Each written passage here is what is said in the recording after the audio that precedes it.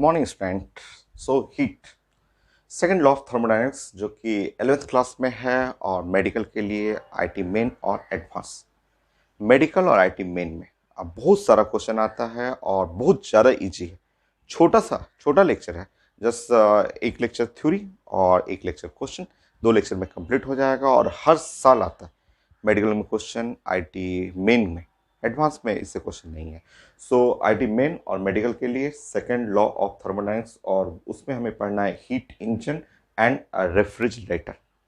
दोनों घर पे है हम लोग के, आपके घर पे भी है, मेरे घर पे भी है। हीट इंजन जैसे बाइक का इंजन हो गया, कार का इंजन हो गया, बस का इंजन हो गया। तो बाइक तो हर घर में रहता है, तो बाइक का जो इंजन है वो हीट इंजन हो गया। और रेफ्रिजरेटर जो घर में फ्रिज रखते हैं वो रेफ्रिजरेटर हो गया। तो दोनों का वर्किंग हमें समझना है और इनसे क्वेश्चन न्यूमेरिकल सॉल्व करना है हम लोग को। तो स्टार्ट करते हैं एकदम आसान सा। हीट इंजन पहले मैं डिस्कस करता हूँ और उसके बाद जो है रेफ्रिजरेटर। तो फर्स्ट पार्ट है heat engine.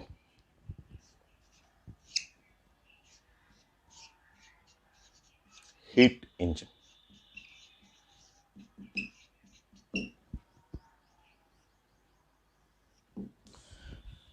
Number 1, second law of thermodynamics का स्टेटमेंट पूछा जाता है। 2 स्टेटमेंट है सेकेंड लॉ ऑफ थर्मोडायनेमिक्स का, 2 स्टेटमेंट। एक स्टेटमेंट इसके लिए, हीट इंजन के लिए, और एक स्टेटमेंट है रेफ्रिजरेटर के लिए। ठीक है, तो हीट इंजन का स्टेटमेंट लिखा हुआ है कि 100% of heat energy can not converted into the mechanical work.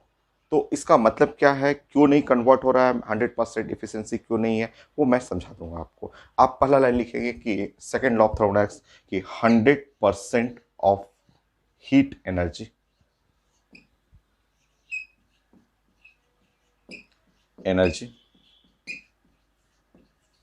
cannot convert it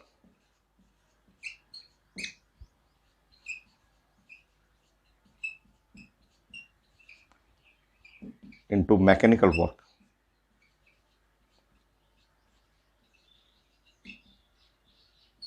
mechanical work या वर्क टन में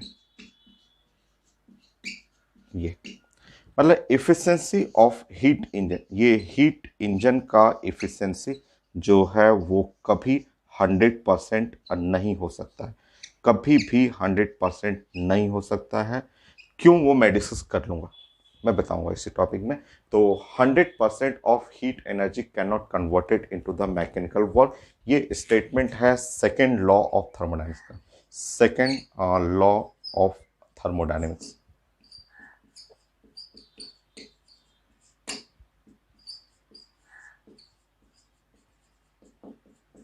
हीट इंजन के लिए, एक रेफ्रिजरेटर के लिए वो अलग स्टेटमेंट है, एग्जाम में डायरेक्ट आता है आपको। ठीक है, और ये कॉमन टॉपिक, हीट तो कॉमन टॉपिक है, फिजिक्स में भी है और केमिस्ट्री में भी है। तो 100% of heat energy can not converted into the mechanical work या वर्क डन में कन्वर्ट नहीं कर सकते हैं। हीट एनर्जी को करते हैं, 100% नहीं।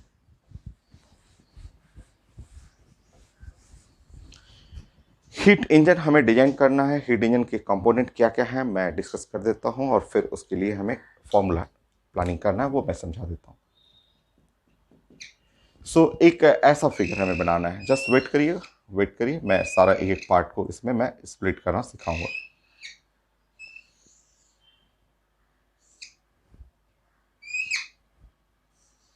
ऐसे यह है हीट इंजन, यहाँ पे है, बीच में है हीट इंजन। मैं इसको हर पार्ट को स्प्लिट करूंगा। हीट इंजन को हीट इंजन ऐसे भी लिखते हैं, यहाँ पे लिख लेंगे T1 ऐसे, यहाँ से हीट आएगा, यहाँ से Q1 हुआ, और ये है वर्क डन W, और ये हीट रिजेक्ट करेगा, ये Q2, और ये है टेम्परेचर T2। ये है T1 ग्रेटर देन T2, ऐसे लिख लीजिए। यहाँ इसको लिखना है सोर्स, ये सोर्स है। इसको लिखना है सिंक, ये है सिंक।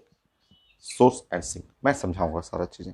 आप ये एक ड्राइंग करेंगे, ये ड्राइंग बहुत जरूरी है, क्योंकि ड्राइंग से ही हम लोग क्वेश्चन प्लान करेंगे। और भी दूसरा ड्राइंग भी मैं सिखाऊंगा इसको, तो आप लोग लिख लीजिए पहले। ये सोर्स है और ये सिंक है, और यहाँ से हीट एब्जॉर्ब किया, हीट इंजन में आया, उसमें से कुछ पार्ट वर्क डन किया, कुछ पार्ट रिजेक्ट कर दिया। किसको रिजेक्ट किया? सिंक को रिजेक्ट किया। अब मैं एक्सप्लेन करता हूँ।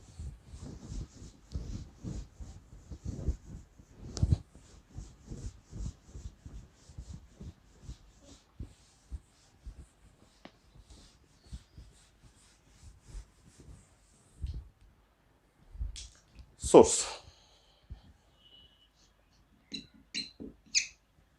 तो हीट इंजन का ये जो पार्ट है, ये इसको मैं थोड़ा बड़ा कर दे रहा हूँ और फिर मैं एक एक चीज़ें डिस्कस करता हूँ।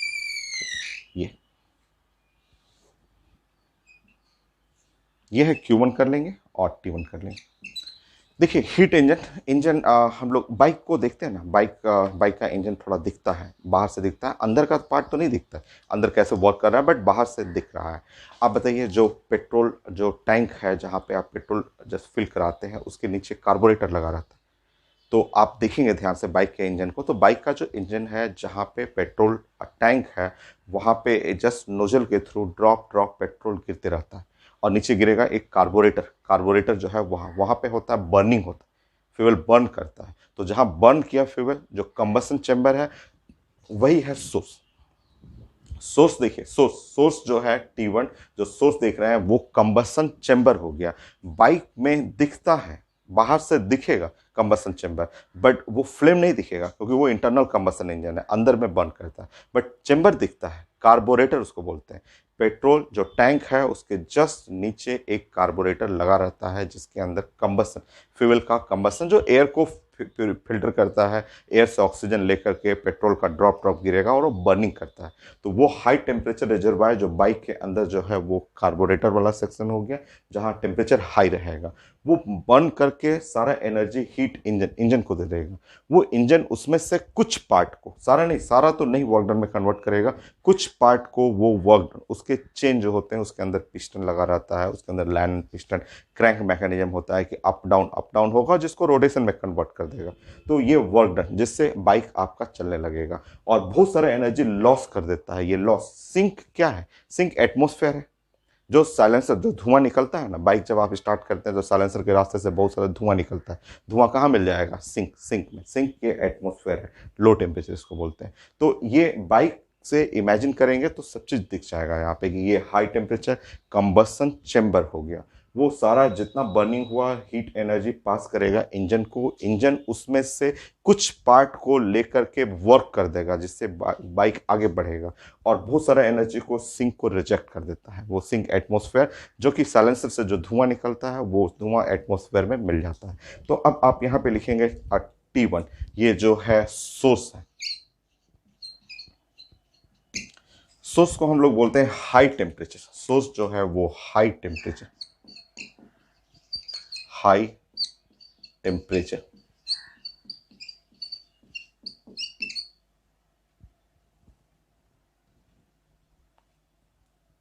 Reservoir. So high temperature reservoir, जो सोर्स है वो हाई टेम्परेचर रिजर्वायर, आप कह सकते हैं ये कंबसन चैम्बर।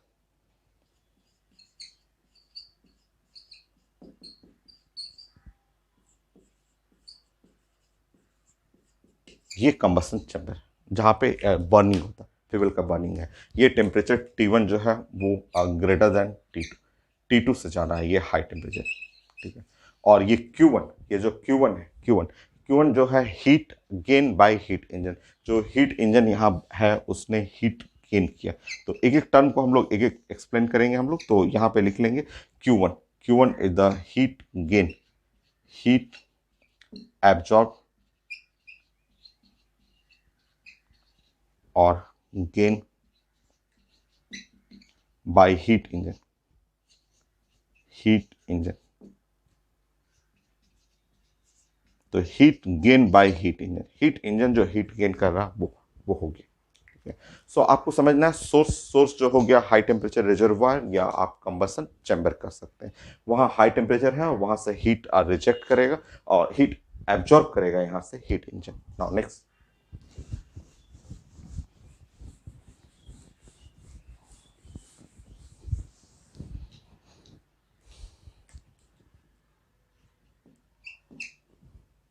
तो ये है Q1, ये Q1 जो हीट गेन किया, और ये है हीट इंजन, और ये है वर्क डन, और ये Q2।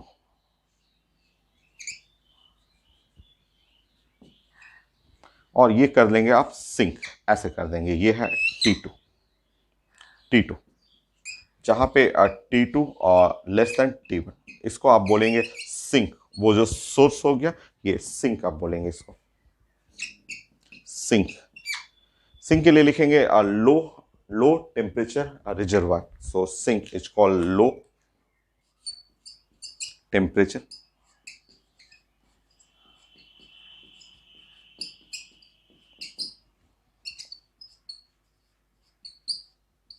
सो लो टेम्परेचर रिजर्वायर। और लो टेम्परेचर रिजर्वायर में जैसे ये एटमॉस्फेयर हो गया, ये एयर, बाहर का जो एयर हुआ वो चीज हुआ atmosphere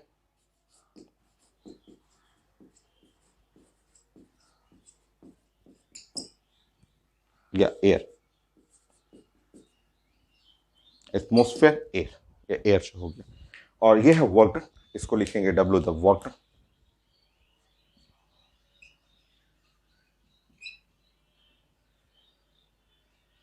work done by heat engine, ऐसे।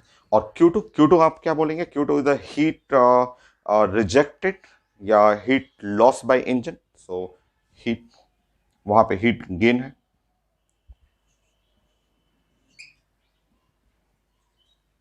सो यहां पे लिखेंगे Q2 is the heat rejected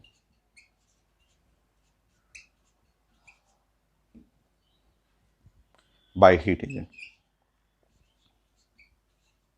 so heat engine जो हीट रिजेक्ट कर रहा वो हो गया, ठीक है। नेक्स्ट,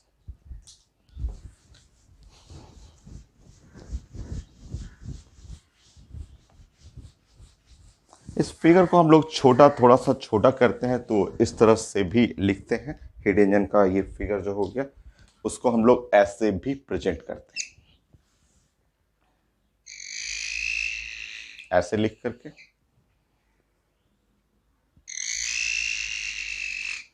ऐसे। तो इस तरह से भी हम लोग ऐसे प्रेजेंट करते हैं। ये भी एक प्रेजेंटेशन है, कोडिंग है, एक टाइप का कोडिंग कहेंगे, एक कोडिंग है, ऐसे ऐसे। और ये है हीट इंजन, ये यहाँ पे है हीट इंजन, ठीक है। ये है हाई टेम्परेचर, हाई टेम्परेचर है तो इससे बहुत ज़्यादा हीट एब्जॉर्ब किया। यहाँ से जो Q1 है बहुत ज़्यादा, यहाँ से Q1, यहाँ से एक्सेस एनर्जी लिया, यहाँ से बहुत सारा एनर्जी ऐसे गेन किया। तो ये आप बोलेंगे, इसलिए मैंने इसको ज़्यादा बड़ा रखा है। तो Q1 जो है वो हीट गेन किया। ये है सिंक, सिंक हुआ ये। तो उसमें से कुछ कुछ एनर्जी को इधर की तरफ ऐसे वर्क डन में कन्वर्ट हो गया, और जो है कुछ एनर्जी को ऐसे वेस्ट कर देगा। तो ये है Q2, ऐसे Q2। तो जो बहुत सारा एनर्जी जो लिया वहां से ऊपर से, तो ऊपर में ज़्यादा मोटा रखना है कि वहां से ज़्यादा एनर्जी लिया, क्योंकि वही एनर्जी डिवाइड हो रहा है दो पार्ट में। एक कुछ पार्ट इधर वर्क डन, उसमें से कुछ पार्ट वर्क डन में कन्वर्ट हो गया ये, और कुछ पार्ट जो हुआ वो लॉस हो गया, इस तरह से। और आप एनर्जी कंजर्वेशन करेंगे फ्रॉम कंजर्वेशन ऑफ, ये भी एक हीट इंजन का छोटा सा ड्राइंग है समझने के लिए। क्वेश्चन बनाने के लिए हम लोग कोडिंग बनाएंगे। तो from conservation of energy,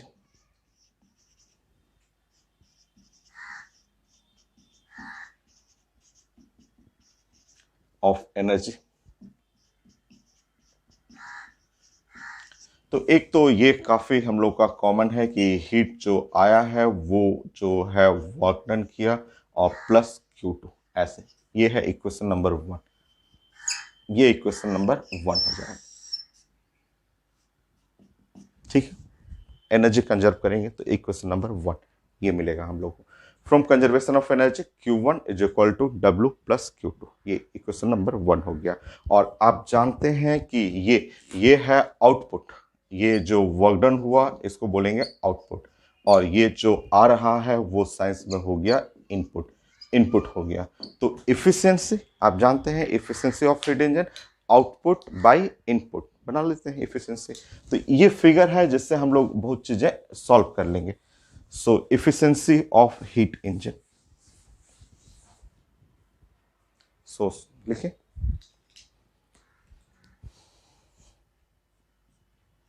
efficiency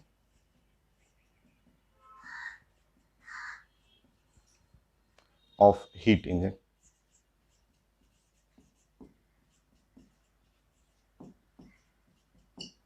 so efficiency जो होता है output by input, output by input. तो इफिशिएंसी आउटपुट में हो गया वर्क डन और इनपुट में हो गया Q1। तो इफिशिएंसी का एक फॉर्मूला ये हो गया।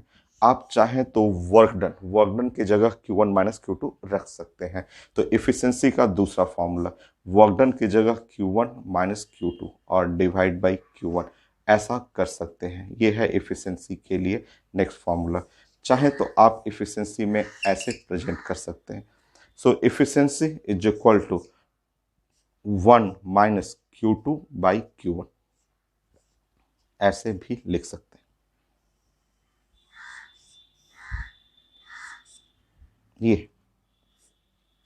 ये रिजल्ट हो गया। ठीक है, तो ये इफिशिएंसी ऑफ हीट इंजन का इफिशिएंसी कुछ रटना नहीं है, मेन ये फिगर आपको ध्यान रखना है।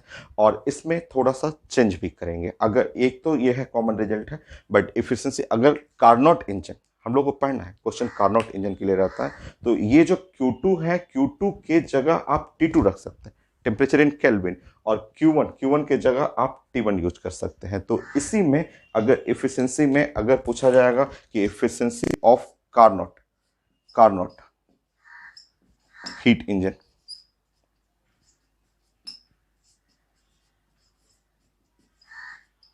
सो efficiency of Carnot heat engine जो है वो 1 माइनस T2 और डिवाइड बाय T1। ये Q2 है, Q2 की जगह T2 कर लेंगे और डिवाइड बाय T1 ऐसे कर लेंगे। तो ये है efficiency of Carnot heat engine. Question में हम लोग ज़्यादा इसी को यूज करते हैं, इसको चाहे ये वाला फॉर्मूला। तो मैं क्वेश्चन बताऊंगा कि कैसे कैसे क्वेश्चन आता है आईटी मेन और मेडिकल में। सो ये है हीट इंजन का सबसे बेस्ट फिगर, छोटा सा फिगर। इस फिगर से हम लोगों को सब कुछ मिल जाता है कि एक एनर्जी कंजर्वेशन, आउटपुट, इनपुट, इस तरह हम लोग इफिशिएंसी बना लेंगे। और कार्नोट साइंटिस्ट का नाम था जिन्होंने एक सबसे हाई इफिशिएंसी वाला हीट इंजन बनाया था। तो कार्नोट हीट इंजन रहेगा तो ये Q2 की जगह T2 और Q1 की जगह T1। क्वेश्चन में सारा इसी से बनता है हम लोग का। Next point 6।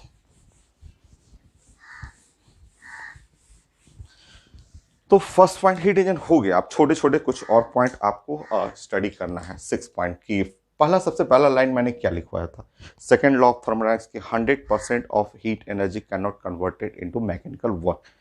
कभी भी हीट इंजन का इफिशिएंसी 100% नहीं हो सकता है। करके देख लीजिए, करके देखिए तो क्या आता है कि अगर हम लोग बात करेंगे efficiency of heat engine,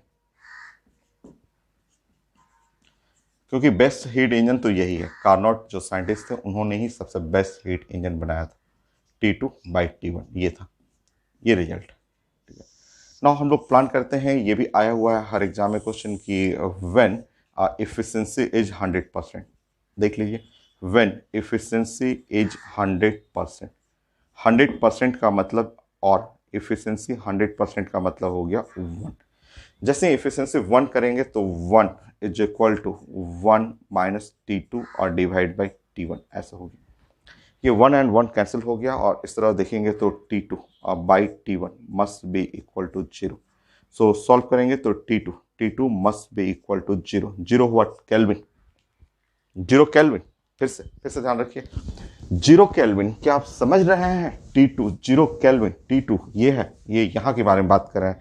so T2 का मतलब टेम्परेचर ऑफ सिंक, ये T2 का मतलब temperature of sink, temperature of sink का टेम्परेचर बोल रहे हैं 0 केल्विन। मतलब समझ रहे हैं आप क्या कह रहे हैं? टेम्परेचर ऑफ एयर, ये जो एयर है वो 0 केल्विन, 0 केल्विन का मतलब हुआ -273 डिग्री सेंटीग्रेड। अगर जिस वक्त ये जो बाहर जो है रोड में, रोड साइड जो एयर जो है उसका टेम्परेचर जिस दिन 0 केल्विन का मतलब -273 डिग्री सेंटीग्रेड, अगर उतना टेम्परेचर आएगा उस दिन इफिशिएंसी ऑफ हीट इंजन 100% होगा, जो कि इम्पॉसिबल है। पता है ये टेम्परेचर समझ रहे हैं, -273 डिग्री सेंटीग्रेड टेम्परेचर, एयर का टेम्परेचर, ये पूरे यूनिवर्स का लोएस्ट टेम्परेचर होता है। ये इम्पॉसिबल है, यहां तक लाना इम्पॉसिबल है। जिस वक्त यहां ला दीजिएगा सब कोई भी यहां सर्वाइव ही नहीं करेगा, ना प्लांट रहेगा, ना हम लोग रहेंगे, ना कोई सांस ले पाएगा, क्योंकि आप gas law, kinetic theory of gas में आप जानते हैं कि मॉलिक्यूलर स्पीड, जो स्पीड होता है, आरएमएस स्पीड ही पढ़ लें आप, तो आरएमएस स्पीड जो होता है √3 RT/, मॉलिक्यूलर वेट ऐसे। तो जिस वक्त टेम्परेचर वैल्यू बोल रहे हैं 0 केल्विन, जैसे ही टेम्परेचर 0 कर देंगे तो जितना भी गैस है, जितना भी साइंस में गैस है, ये गैस का स्पीड क्या होगा? 0। जो सांस ले रहे हैं हम लोग, एयर रूम में एयर है, ऑक्सीजन मूव कर रहा है, जो उसका स्पीड आरएमएस स्पीड होता है, वो जैसे 0, ये टेम्परेचर आते ही सब के सब 0 हो गया स्पीड, जो जहां है वही रुक जाएगा, मॉलिक्यूलर मोशन सीज हो जाएगा, एवरेज काइनेटिक एनर्जी 0 हो जाएगा।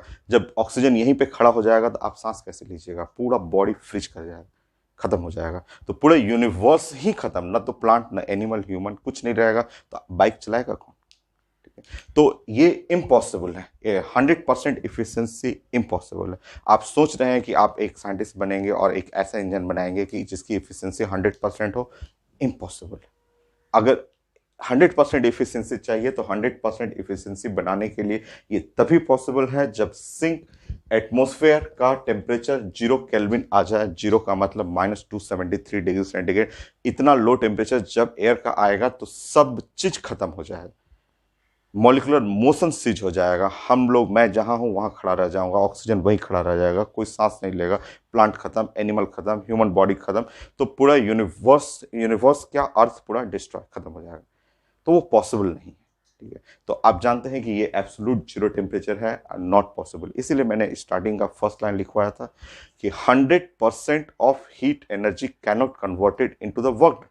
कभी वर्क डन में कन्वर्ट हो ही नहीं सकता, ठीक है। बेस्ट है, सबसे अच्छा जो है वो कार्नोट का हीट इंजन है, जिनमें सबसे ज़्यादा इफिशियंसी आता है। वो भी बाइक जो है, आपके बाइक का इफिशियंसी नियरली 35% ही है, 65% तो लॉस हो जाता है। सब एनर्जी, आधा से ज़्यादा एनर्जी तो आपका लॉस हो रहा है, वेस्टेज में जाता है, ठीक है। सो यहाँ पे आप नोट कर लीजिए।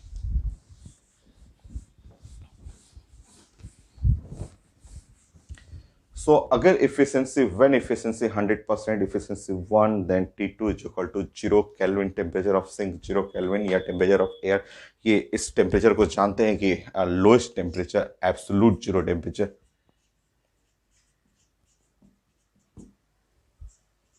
0 टेम्परेचर, ये लोएस्ट टेम्परेचर, केमिस्ट्री में, साइंस का ये लोएस्ट टेम्परेचर। लोएस्ट में थोड़ा सा और डाटा होता है, -273.16 डिग्री सेंटीग्रेड, हम लोग पढ़ चुके हैं। ये लोएस्ट टेम्परेचर है, टेम्परेचर ऑफ एयर। जिस दिन टेम्परेचर ऑफ एयर आएगा, जिस दिन एयर का टेम्परेचर इतना आएगा, तब जाके इफिशियंसी 100% हो सकता है, जो कि नॉट पॉसिबल। तो टेम्परेचर ऑफ एयर, एयर का टेम्परेचर इतना नॉट पॉसिबल, क्योंकि इतने लो टेम्परेचर, इतना सबसे लो टेम्परेचर पे तो कोई भी वर्क ही नहीं करेगा। कहीं ना ह्यूमन मोशन होगा, एनिमल मोशन होगा, ना प्लांट्स का मूवमेंट होगा, सब चीज मॉलिक्यूलर मोशन सीज हो जाएगा। सो ये नहीं पॉसिबल है। So for heat engine,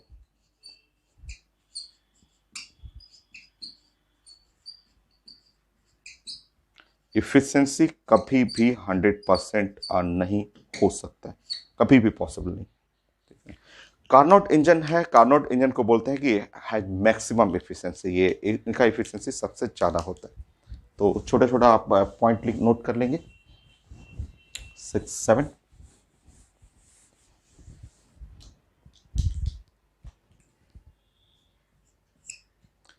point.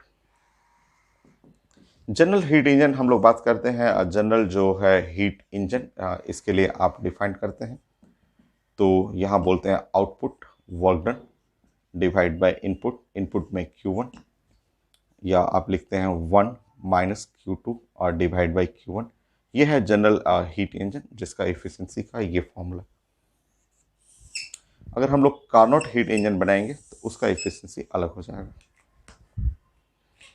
तो हम लोग ने कार्नोट साइंटिस्ट का नाम है, इनके बारे में आगे डिटेल में पढ़ेंगे इंजीनियरिंग कॉलेज में। मेरा तो डिपार्टमेंट था मैकेनिकल, सो IIT रोड की मैकेनिकल इंजीनियरिंग था, तो वहाँ हम लोग को खूब पढ़ना था, हीट इंजन के बारे में ही पढ़ना था, और 2-3 सेमेस्टर पढ़ना होता था। तो आगे में डिटेल में पढ़ेंगे। यहाँ आपका 11th 12th या IIT का जो सिलेबस है सिंपल है। सो हम लोग कार्नोट साइंटिस्ट थे, और कार्नोट का हीट जो इंजन है वो उनका इफिशियंसी हो जाएगा 1 माइनस T2 और डिवाइड बाई T1। ये कार्नोट का हीट इंजन हो। ऐसे next,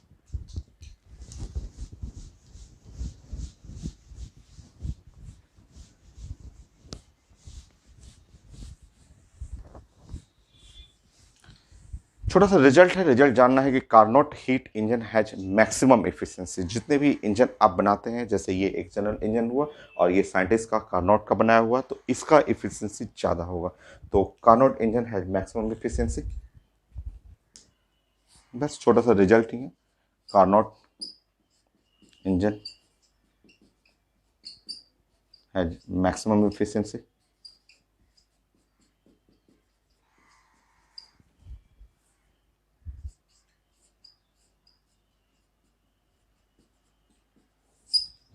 next point 6-7,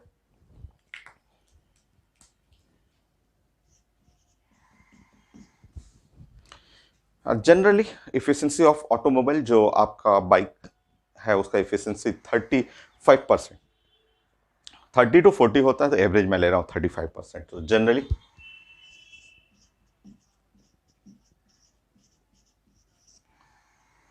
efficiency of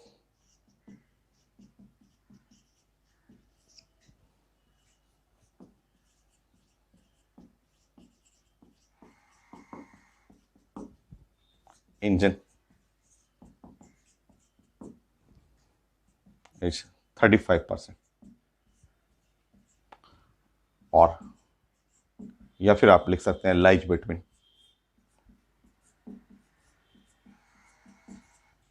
30% to 40%। तो 30% to 40% तक लाइज करता है जनरली। सो और एवरेज लेंगे 35%। So generally efficiency of automobile engine, जो बाइक है इंजन, उसका इफिशियंसी 35% ही होता है। 65% एनर्जी लॉस करता है उसमें। नेक्स्ट, और सारे कार्नोट इंजन का एफिशिएंसी एक जैसा नहीं होता है। All Carnot engine has different different different efficiency. ये नहीं कि जैसे 100 सीसी बाइक है जिसका कि इंजन का कैपेसिटी है 100 सीसी, 100 सीसी इंजन है, तो एक कंपनी जैसे हीरो होंडा है उसका अलग एफिशिएंसी, बजाज का अलग एफिशिएंसी, टीवीएस मोटर का अलग एफिशिएंसी। तो हर कंपनी का 100 सीसी ही इंजन है, बट एफिशिएंसी अलग रहेगा, तो सेम नहीं होता हर एक का। सो नेक्स्ट, छोटा छोटा रिजल्ट। सो मेन रिजल्ट हो गया आपका। सो आपको 8 पॉइंट पूछा हुआ, छोटा छोटा पूछा जाता है क्वेश्चन की। पूछा जाता है क्या सारे कार्नोट इंजन का सेम इफिशियंसी होता है, तो नो।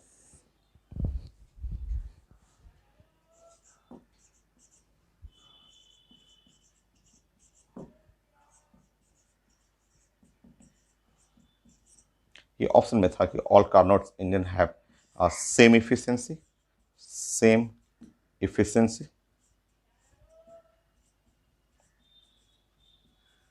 सो इसमें ऑप्शन पूछा गया था, तो आंसर था फॉल्स। ये गलत है, ये गलत है, ये गलत है, एकदम गलत है कि ऑल सारे कार्नोट इंजन का सेम इफिशियंसी है। गलत है। 100 सीसी इंजन है, बट हर एक में अलग अलग इफिशियंसी। कोई बाइक है 30 किलोमीटर चल रहा है, कोई 40 किलोमीटर, कोई 50 किलोमीटर भी चल जाता है, तो सेम पावर है बट इफिशियंसी अलग अलग है। सो कार्नोट इंजन एक रिवर्सिबल जो होता है इंजन होता है। ये एक छोटा सा लाइन है, वो आगे आप पढ़ेंगे।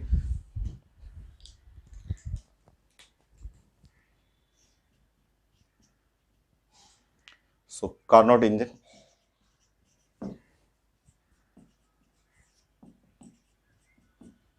Is reversible engine,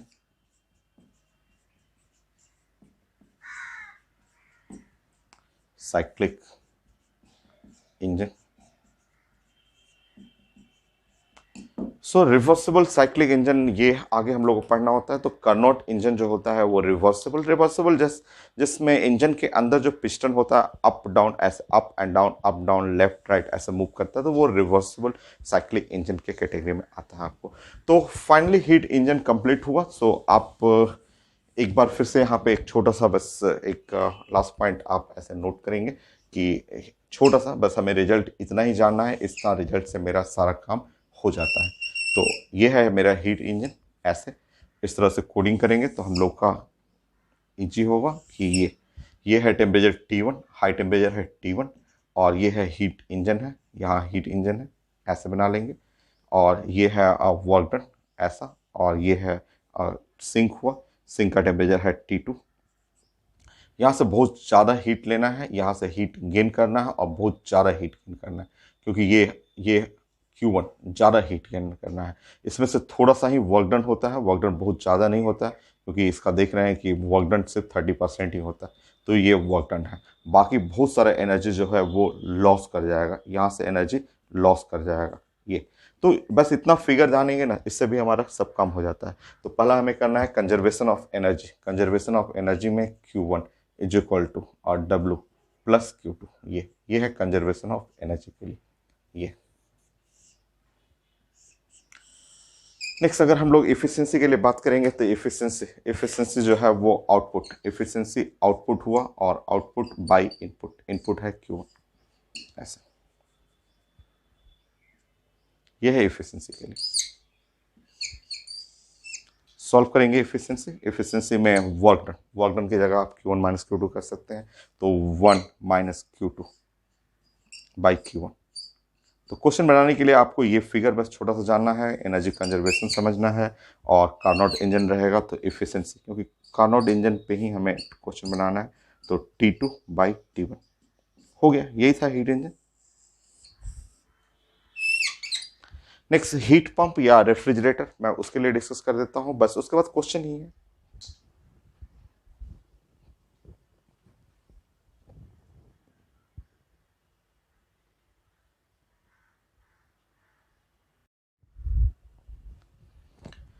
next result है आपका रेफ्रिजरेटर या हीट पंप बोलते हैं इसको। सो सेकंड पॉइंट,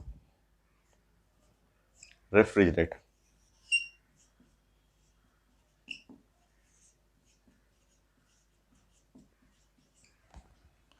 सो ये भी देखे हुए हम लोग, और इसके लिए प्लानिंग करना है रेफ्रिजरेटर, या आप इसको बोलते हैं हीट पंप, दूसरा नाम है इसका हीट पंप, हीट पंप या कंप्रेसर। ये तो रेफ्रिजरेटर है, हीट पंप या कंप्रेसर बोलते हैं, ठीक है। और ये हीट इंजन का उल्टा है, रिवर्स ऑफ हीट इंजन।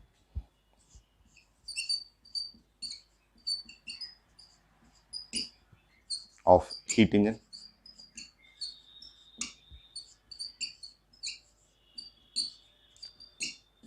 तो ये घर में फ्रिज, फ्रिज जो है घर में कैसे वो कूलिंग करता है, और उसके लिए प्लानिंग करना है। सो पहले स्टेटमेंट जो आया हुआ है IIT मेन में पूछा हुआ क्वेश्चन, स्टेटमेंट पूछा हुआ। सो नंबर 1, सो मैंने बताया था सेकंड लॉ ऑफ थर्मोडाइनमिक्स के दो स्टेटमेंट है, एक स्टेटमेंट हीट इंजन के लिए होता है और दूसरा होता है हीट पंप के लिए होता है, इसके लिए आपका। सो इसका स्टेटमेंट है कि हीट कैनॉट फ्लो इटसेल्फ,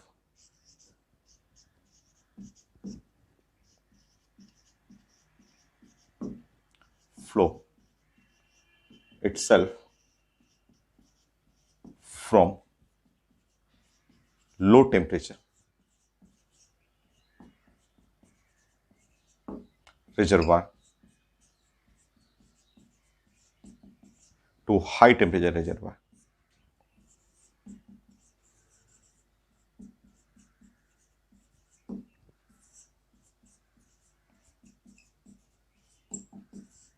ये है स्टेटमेंट।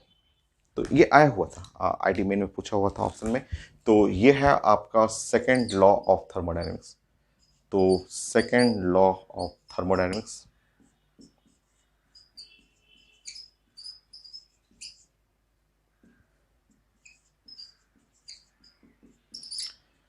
तो ये स्टेटमेंट, दो स्टेटमेंट आता है, एक तो है हीट इंजन के लिए कि 100% of heat energy can not converted into mechanical work, और दूसरा स्टेटमेंट ये है heat can not flow itself from low temperature reservoir to high temperature reservoir.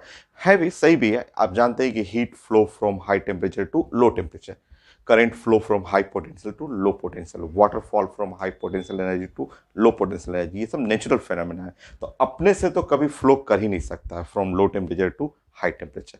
So next इसके हेल्प से हमें डिजाइन करना है हीट पंप या रेफ्रिजरेटर या कंप्रेसर। सेकंड डिजाइनिंग देखिए,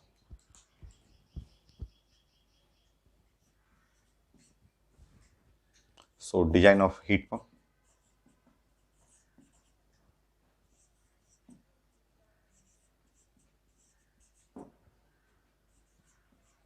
हीट पंप और रेफ्रिजरेटर।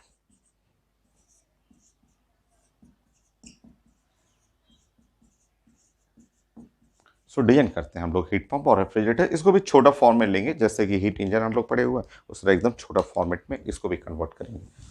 तो क्वेश्चन बनाने के लिए तो कोडिंग आपको एकदम सिंपल सा फिगर बनाना है आपको।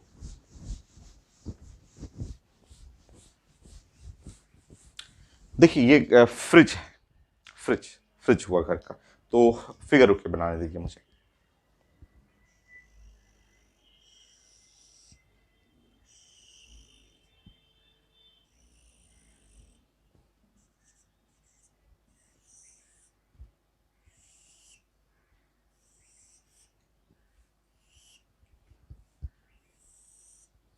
देखिए ध्यान से समझिए तो, ठीक है।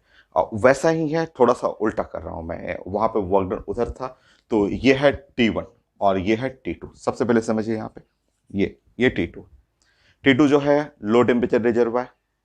ये घर में जो फ्रिज रखा हुआ है, फ्रिज का ये फ्रीजर है, फ्रीजर वाला पोर्शन जहां बर्फ आइस क्यूब बनाते हैं आप, तो ये है फ्रीजर। ये जो हुआ आपका ये फ्रीजर है, फ्रीजर जहां पे आइस आप बनाते हैं, जो फ्रीजर जहां पे आप बर्फ बनता है वो सेक्शन है। इसको आप बोलेंगे लो और टेम्परेचर और रिजर्वायर,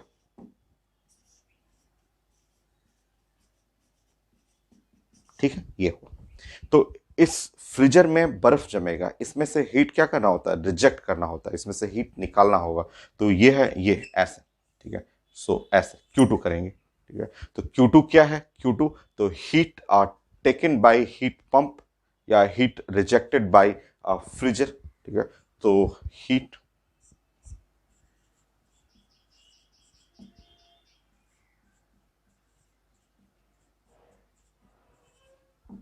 बाय फ्रीजर, फ्रीजर या लो टेम्परेचर रिजर्वायर, ये ठीक है।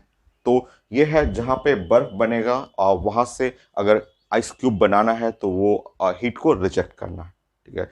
हीट रिजेक्ट करने पे ये जो हीट हुआ ये फ्रिज के पीछे में कंप्रेसर लगा रहता है, तो इसको आप बोलते हैं कि ये है हीट पंप। इसको आप बोलेंगे कि ये हीट पंप बोलते हैं इसको, या आप कह सकते हैं कंप्रेसर। ये है कंप्रेसर और ये है रूम। ये देखिए ये जो आपका है T1 जो आपका रूम जो है, जहाँ पे किचन के पास हम लोग फ्रिज रखते हैं ना, तो वो एरिया हुआ रूम, जहाँ रूम का टेम्परेचर ज़्यादा है, ये फ्रीजर से ज़्यादा टेम्परेचर है। तो ये है आपका हाई और टेम्परेचर, हाई टेम्परेचर का रिजर्वायर है। और ये जो है वो Q1, यहाँ से हीट गेन, ये रूम में हीट गेन करेगा। तो जो सेकेंड लॉ ऑफ थर्मोडायनेमिक्स का जो था कॉन्सेप्ट, हीट, ये फ्रीजर जो लो टेम्परेचर से हीट को फ्लो करना है हाई टेम्परेचर पे, ये इटसेल्फ अपने से तो नहीं हो सकता है। तो जब अपने से नहीं होगा तो हम लोग यहाँ पे क्या करेंगे, ये वर्क डन, ऐसे वर्क डन देना होता है।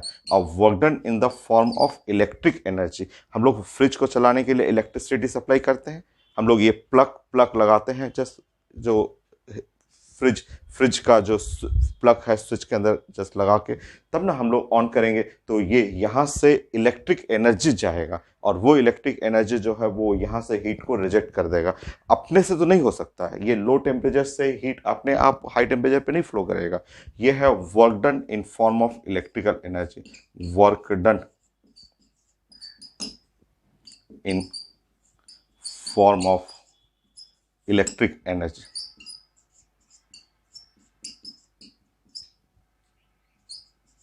सो इलेक्ट्रिकल एनर्जी के फॉर्म में आप यहाँ पे वर्क देते हैं, तब जाके वो ये एनर्जी से लेकर के इसको ऊपर की तरफ रिजेक्ट करता है। तो जो फ्रिज काम कर रहा है आपको, आप जानते हैं कि कंप्रेसर से कनेक्टेड है वायर, और उसको जब आप इलेक्ट्रिसिटी पास करते हैं, वर्क डन देते हैं, तो कंप्रेसर, देखते हैं फ्रिज के पास खड़े रहिएगा तो कंप्रेसर लेता है, घन से आवाज करेगा और वो सारा हीट को फ्रीजर से लेकर के रूम में देखेंगे तो फ्रिज के पीछे वाला जो जो दीवार रहेगा या पीछे का पोर्शन या साइड पोर्शन गर्म हो जाता है फ्रिज का, तो वो सारा हीट रिजेक्ट कर देता है रूम में। तो ये है आपका हीट पंप, वो हीट रिजेक्टेड बाय फ्रीजर और हीट टेकन बाय रूम, ये है हीट रूम ने लिया, so heat taken by room. Gain by room, room ने जो हीट गेन किया वो है आपका। बाकी अब इसको भी छोटा कर लेंगे, ये समझने के लिए ये ऐसा फिगर था, और इसको भी हम लोग छोटा करेंगे, छोटा करके ये बना लेंगे थर्ड पॉइंट।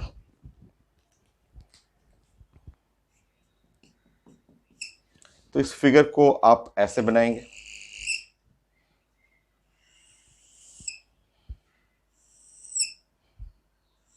ऐसे।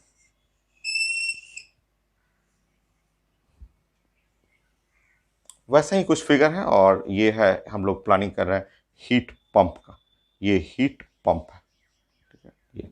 सो ये है टेम्परेचर T1 और ये है टेम्परेचर T2, और यहाँ पे टेम्परेचर जो है वो T1 अभी भी ज़्यादा है T2 से, ऐसा। ये है वॉल्टन, यहाँ से हम लोग वॉल्टन कर रहे हैं, ये है वॉल्टन। और यहाँ से हीट गेन, हीट लॉस जो हो रहा है वो आप चेक कर लेंगे यहाँ पे ऐसे। सो ये है Q1 और ये है Q2,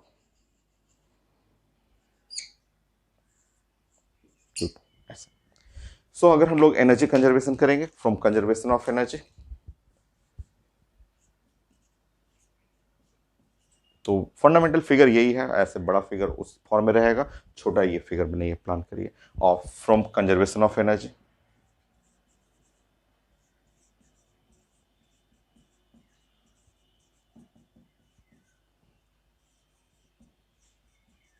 सो एनर्जी जब हम लोग कंजर्व करेंगे कंजर्वेशन ऑफ एनर्जी में, तो ये इक्वेशन तो जैसा उसमें था कि ये W, ये हम लोग इनपुट दे रहे हैं, और ये आया इधर से W प्लस Q2 और must be equal to Q1, उसी जैसा इक्वेशन आ गया W Q2 Q1, ये है equation number 1 from conservation of energy. और दूसरा है आपका, यहाँ इफिशिएंसी नहीं, यहाँ कोफिशिएंट ऑफ परफॉर्मेंस चलता है, ये फ्रीजर के लिए या हीट पंप के लिए कोफिशिएंट ऑफ परफॉर्मेंस होता है, वो भी आसान है, कैसे बनाना है देखिए। यहाँ के हम लोग लिखते हैं, के को शॉर्ट में लिखते हैं COP, COP coefficient of performance.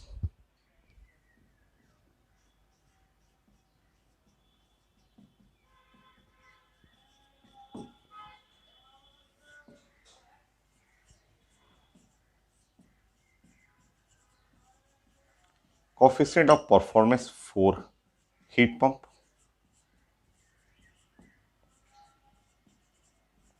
ये, ठीक है। और इसका जो फॉर्मूला होता है ये उसका उल्टा होता है, जो हीट इफिशिएंसी, आप जानते हैं इफिशिएंसी जो था वो कुछ ऐसे होता, इफिशिएंसी ऑफ हीट इंजन, तो आउटपुट और डिवाइड बाय इनपुट हुआ करता था, तो इफिशिएंसी ऑफ हीट इंजन था उसका अलग है, इसका कोफिशिएंट ऑफ परफॉर्मेंस में उल्टा, मतलब कि यहाँ पे वर्क डन यहाँ हो जाएगा, वर्क डन यहाँ, और वो Q2 by W, Q1 by W नहीं, Q2 ऐसे, Q2 बाई W, ये है आपका। So coefficient of performance Q2 by W की जगह Q1 माइनस Q2,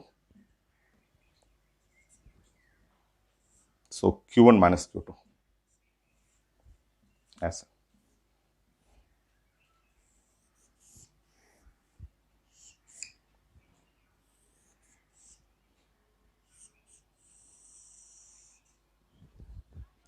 रिलेट करेंगे टेम्परेचर में भी लिख सकते हैं,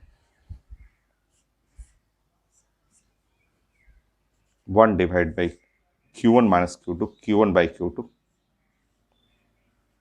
माइनस 1, या 1 divide by T1 by T2 minus 1 ऐसे। सो ये है coefficient of performance. Now next हमें रिलेशन चाहिए के और इफिशिएंसी के बीच में, क्योंकि दोनों को कनेक्ट करना होता है, पेपर में पूछा जाता है। तो relation between coefficient of performance and efficiency of heat engine. Fourth,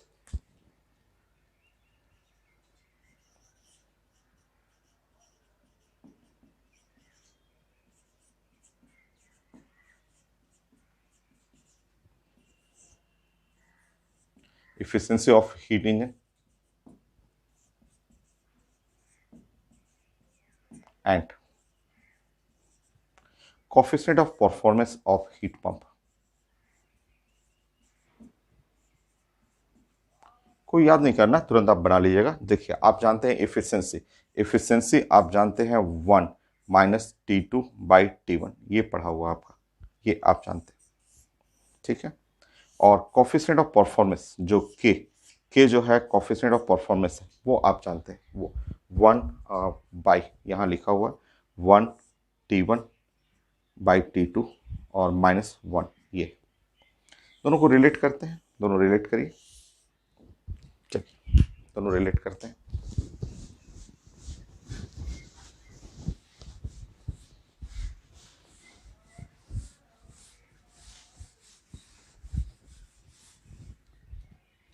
देखिए, तो के यहाँ से हटाइए ना, यहाँ से हटाइए T2 minus T1, T2 by T1 is equal to, यहाँ से हटाएंगे तो 1 माइनस इफिशियंसी, या आप हटाएंगे T1 बाई T2, आप हटाएंगे तो 1 डिवाइड बाई 1 माइनस इफिशियंसी, ये है ऐसे, ठीक है। पुट कर लीजिए, के का वैल्यू पुट करेंगे 1 divide by T1 minus T2 minus 1, तो के का value T1 by T2, so 1 divided by 1 minus efficiency minus 1।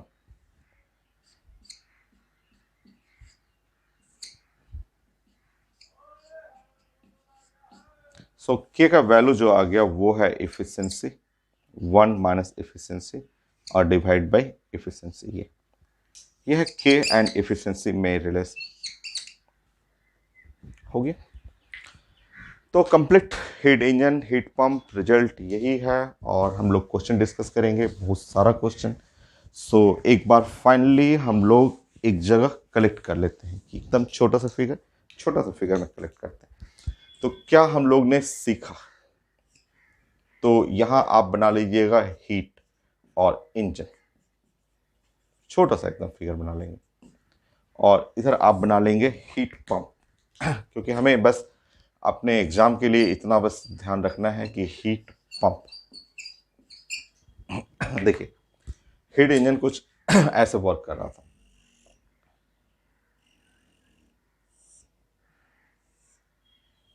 ऐसे, तो ये है हीट इंजन, ये है हीट इंजन, ऐसे बना लीजिए। तो ये है टेम्परेचर T1, ये है टेम्परेचर T2, ये टेम्परेचर है T1, और ये यहाँ से जो हीट सप्लाई हो रहा है वो है Q1, यहाँ जो हीट लॉस हो गया वो है Q2, और जो यहाँ पास हुआ वो है वोल्टन, ऐसा। तो अगर हम लोग एनर्जी कंजर्व करते हैं तो कंजर्वेशन ऑफ एनर्जी में पहला आ रहा है Q1 और इज इक्वल टू और W और प्लस Q2। अगर एनर्जी कंजर्व कर रहे हैं तो ये इक्वेशन आया। नेक्स्ट है इफिशियंसी, एक तो ये इक्वेशन, इससे कुछ क्वेश्चन हम लोग बनाएंगे, और इफिशियंसी ही तो मेन है यहाँ पे। तो इफिशियंसी इज इक्वल टू हो गया output by input, output by input हुआ, ठीक है। W की जगह पुट करेंगे Q1 माइनस Q2, तो 1 minus, so Q1 minus Q2, Q2 by Q1, Q2 by Q1 ये लिखेंगे हम लोग। सो इसकी जगह रिप्लेस करेंगे तो 1 minus T2 by T1, 1 minus T2 और डिवाइड बाई T1, ये। तो ये है result efficiency of heat engine के लिए, बस इतना हमें लाइन ध्यान रखना है। हीट पंप का जो फिगर होगा वो कुछ ऐसा ही फिगर है, बस यहाँ पे थोड़ा सा ये चेंज हो रहा है, ऐसा।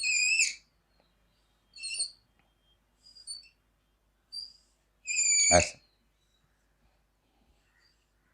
यह है हीट पंप, ये हीट पंप हो। नाउ ये है टेम्परेचर T1 और ये है टेम्परेचर T2 और ये है वर्क डन। यहाँ हम लोग इलेक्ट्रिक एनर्जी सप्लाई कर रहे हैं, यहाँ से वो हो गया Q1 और ये है Q2। एनर्जी कंजर्व करेंगे तो सेम आएगा, यहाँ पे है आपका वर्क डन और plus Q2 is equal to Q1, same एक जैसा ही रिजल्ट है। देखिए कोफिशिएंट ऑफ परफॉर्मेंस होता है, यहाँ K होता है, K का जो फॉर्मूला हुआ यहाँ पे Q2 और divide by work done. Q2 और डिवाइड बाय वर्क डन की जगह Q1 माइनस Q2 कर सकते हैं। आप चाहें तो यहाँ पे T2 और T1 माइनस T2 कर सकते हैं, ये रिजल्ट हो। तो हमें बस इतना छोटा सा रिजल्ट ध्यान रखना है और बाकी इनमें K और एफिशिएंसी में रिलेशन बनाएंगे। तो K जो है वो equal to 1 minus efficiency divide by efficiency, ये है रिजल्ट। तो ये बस हमारा जो सेकंड लॉ ऑफ थर्मोडायनेमिक्स में ये पार्ट हुआ डिटेल में मैंने आपको समझा दिया। तो ये थ्योरी कंप्लीट हुआ, बाकी क्वेश्चन करना है, ठीक है। सो नेक्स्ट क्लास ढेर सारा क्वेश्चन डिस्कस करते हैं।